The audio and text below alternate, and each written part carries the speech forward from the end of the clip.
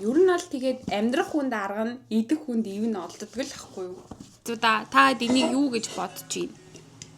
Зүгээр ийм нэг лаадтай ундаа гэж бодож байна уу? Үгүй байхгүй юу. Гурлийн илдвэр төмөс нухагч. Монгол эмэгтэй гата ухаан гэж нэрээ. За хоолой эхлүүлье.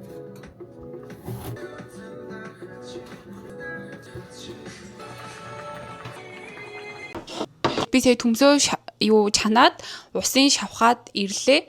Тэгээд энэ лаадтай ундаагаа угаачихсан. Сүүнээсээ жоохон хийгээд нөгөөрөө сайхан ухна. Төмсөө сайхан ухчлаа. Янзын сайхан боллоо.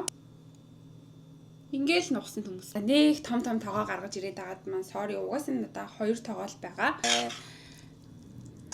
Тэгээд энэ дотроо таны сонгонтой давстай амталсан баха хийгээд ахаа бол зөвхөн давсаар л амтал. Махны маань хуушурны маань шанц бэлэн болчлоо. Одоо энэ лаадтай ундаагаар элдвэр хийж үзтгээ. Элдэж бол болж шүү найз та. Аава ээжээ. Охин нь бол нэрээ хаач ингээл уучраа олоод идэж угаал өсөд өгчгүйхэн шиг бол амьдрчих юм байна. Санаа зовлтгүй юм байна шүү. Энэ одоо юу идэж ууж яаж байгаа бол санаа зовж байгаа бол кимчи цагаан будаа идэж бол явахгүй байна охин нь. Яаж хийж байгаа л уучраа олоод Монгол хоолоо хийж идээд ах юм бэ шүү. Тэгээд үдж байгаа бол бити санаа зовоорой.